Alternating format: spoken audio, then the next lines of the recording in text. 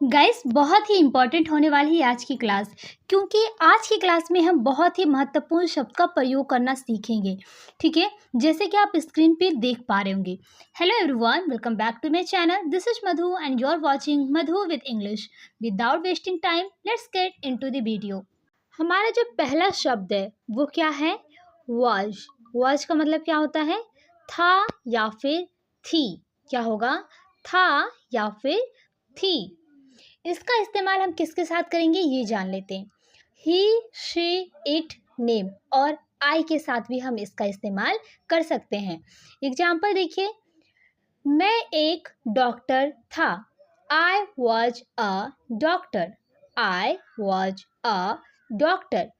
वह जा रही थी। वह जा रही थी। She was going. She was going. अगला जो शब्द है वो क्या है? वर। वर का मीनिंग क्या होगा? थे। ठीक है, क्या होगा? थे। और इसका इस्तेमाल हम सिर्फ और सिर्फ यू, वी और दे के साथ ही कर सकते हैं। कैसे कर सकते हैं? चलिए एग्जाम्पल देख लीजिए। हम जा रहे थे।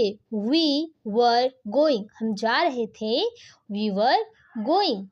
तुम खेल रहे थे। You were playing. You were playing. तुम खेल रहे थे। नेक्स्ट है हैड। क्या है? हैड। हैड का मीनिंग क्या होगा? पास था। तो गाइस यहाँ पे देखिए कि हम हैड का इस्तेमाल दो तरीके से कर सकते हैं। पहला तो हम इसे एज अ मेन वर्ब इस्तेमाल करेंगे और दूसरा हेल्पिंग वर्ब की तरह हम इसका इस्तेमाल करेंगे। और इसका इस्तेमाल हम सभी के साथ कर सकते हैं।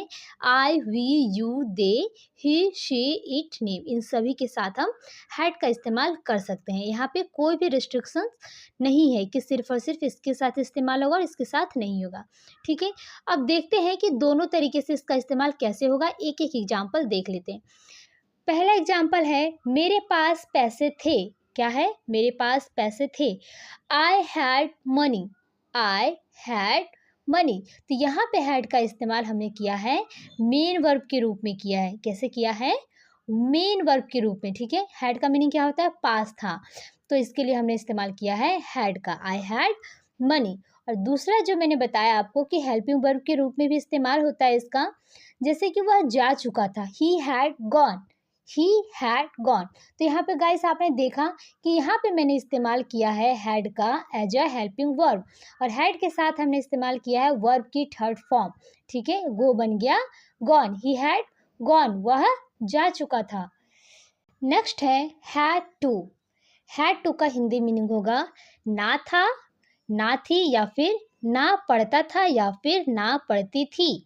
ओके, ये आपको एग्जाम्पल के थ्रू अच्छे से समझ में आ जाएगा। इसका इस्तेमाल हम करेंगे I, we, you, they, he, she, it, name, यानी कि ओवरऑल हम सबके साथ हम हैड टू का इस्तेमाल कर सकते हैं। चलिए एग्जाम्पल देखते हैं। उसे जाना था। He had to go. आपने देखा कि इसके लास्ट में क्या आ रहा है? ना था। क्या आ रहा है? ना था। उसे जाना था। He had to go. उसे पढ़ना था। He had to study. उसे पढ़ना था। He had to study. और अगर हम इस सेंटेंस को इस तरीके से बोले कि उसे जाना पड़ता था या फिर उसे पढ़ना पड़ता था, तो भी हम इसे सेम तरीके से ही बनाएंगे। उसे जाना पड़ता था, ही हैड टू गो। उसे जाना था, ही हैड टू गो। उसे पढ़ना था, ही हैड टू स्टडी। उसे पढ़ना पड़ता था, he had to study. I hope guys कि ये कॉन्सेप्ट आपको समझ में आ गया हो। तो गाइस आज की क्लास में हम इतना ही सीखेंगे। आशा करती हूँ आज की क्लास आप सभी को पसंद आई हो, और अगर इस क्लास से जुड़े आपके मन में कोई भी सवाल हो तो आप कमेंट बॉक्स के थ्रू पूछ सकते हैं, मैं उसका जवाब जरूर दूंगी। आज की क्लास पसंद आई हो तो आप इसे लाइक करें, अपने सभी फ्रेंड्स के साथ में शेयर करें जो इंग्लिश बोलना चाहते हैं।